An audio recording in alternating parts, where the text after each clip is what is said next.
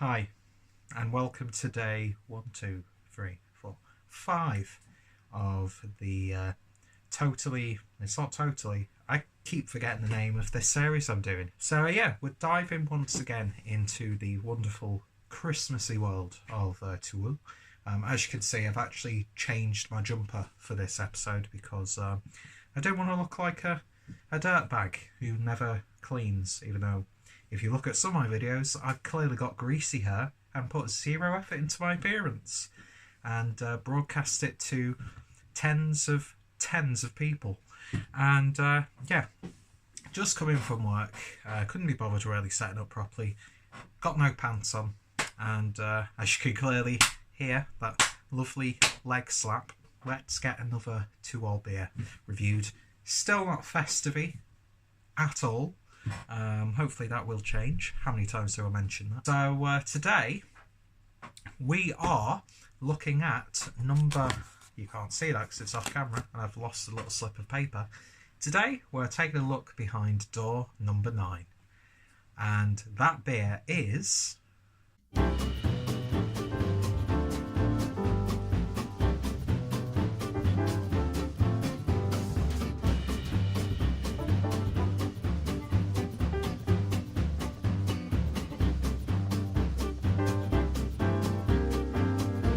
So as you can see, this is the Free Xmas, which is a triple dry hopped IPA, an India Pale Ale, dry hopped with, well of course, Mosaic, Amarillo and Simcoe hops.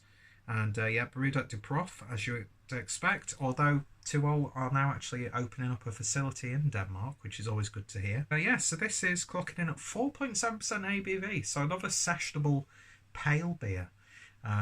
Yeah, maybe tomorrow we'll get a dark beer, who knows. So yeah, I'm really interested to give this a try. Interesting artwork. It sort of reminds me of the out-of-date science textbooks you get at high school, but I like it. I love Kasper's work. It's absolutely fantastic.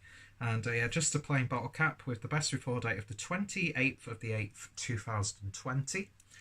So let's get that there. Got my 2-all glass, as you would expect. Can't find my usual bottle opener, so I've got the one that destroys bottle caps. I was going to then call it a bottle cap then. Got the opener that destroys bottle caps, so thankfully there's no logo on this one, so it can go straight in the bin. So, oh look at that. Lovely bubble turning into smoke, although it's not smoke. So, let's see what we get with this one then. And yeah, I am a fan of 2-all's IPAs and Pales. I think they do a really good job of those. And as you've seen, these past 4 days, or 4 days previously, the pale beers have all been pretty damn good. So a high standard. So let's put you there. And beer in a glass then. And it's mildly hazy. It's nowhere near that sort of New England Vermont style. It doesn't advertise itself as that. So were you really expecting that?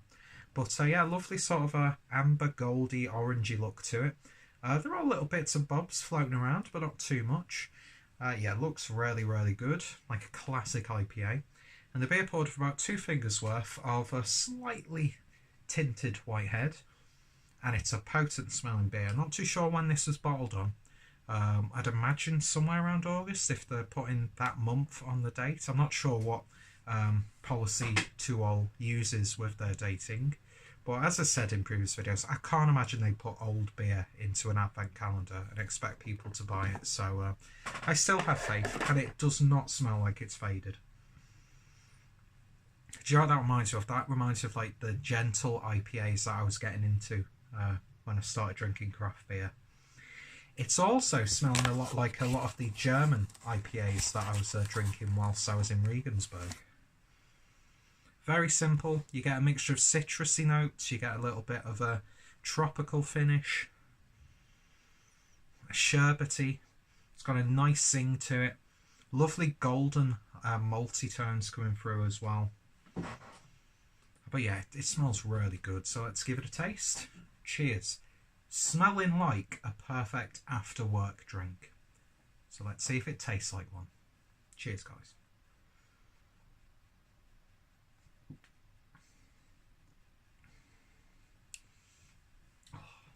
Do you know what? I've not had an IPA that's tasted like this for such a long time. The IPAs that I'm usually having nowadays are either really thick, juicy fruit bombs, or on the complete opposite end of the spectrum, like resiny, oily, dank West Coast beers. This, first of all, it's got a very light body to it, so crisp and clean, but it still carries that hop flavour. Some beers with this sort of body, the hops don't really translate well, but this is doing an absolutely wonderful job. It's just a simple IPA. It's back to basics.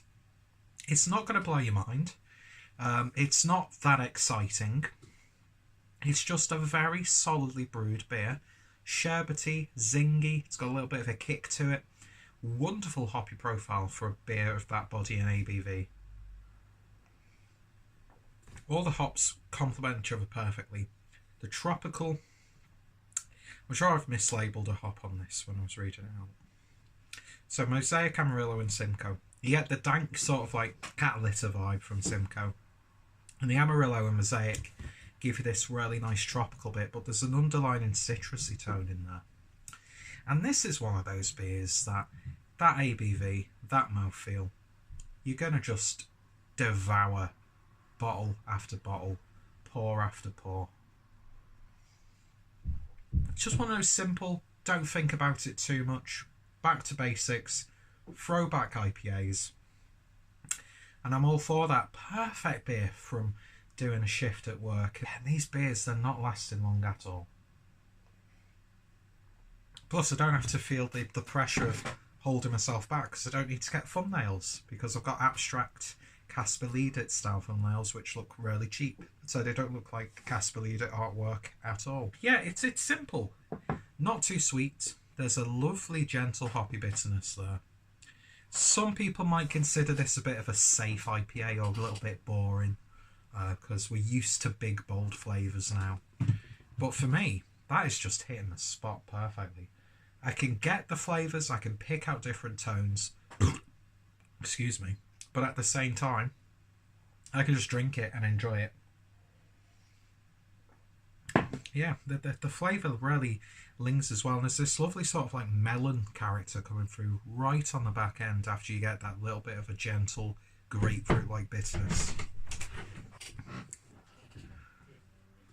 That awkward moment when you get interrupted and someone walks into your room whilst you're wearing a jumper, a scarf, a Christmas hat and boxer shorts. But yeah, this is just a simple casual IPA, but it's got bags of flavour and character. And in terms of a rating, I'm going to give that one a 7 out of 10. So if you've tried it, let me know your thoughts, opinions down below. Check out the reviews up to this point. Of course, check out the playlist as well as the 2 old playlists, because one of my all-time favourite breweries, and this box has been an absolute joy so far. So yeah. So if you've tried this one, then let me know your thoughts, opinions down below. Are you a fan of the brewery? Are you bored of this series yet? Just hit me up in the comments. If any of my friends and fellow beer tubes have reviewed it, their links will be down below. Of course, check out 2 all in the comment in the description as well. I keep getting interrupted, so apologies if I'm not doing a good job. Do I ever do a good job? I don't think so. But yeah, fantastic stuff. 7 out of 10. If you see it, give it a go if you want something simple and just crushable, and but actually has a little bit of body to it and a little bit of character. So let's see what beer or what number we will be opening tomorrow in the tankard that still does not have a name. How very clueless. So I should underline when I'm writing these numbers out, because I'm not too sure if that's a 21 or a 12. Let's see. We've got both a 21 and a 12. No, it's 21. It's definitely 21, because why would you have the bigger part of the 2 on the top? That was a blonde moment. Couldn't you tell? So yeah, So tomorrow we will be opening number 21, but you'll have to wait until tomorrow to find out what beer that is. So, thank you for watching, and hopefully you'll join me tomorrow. Bye-bye.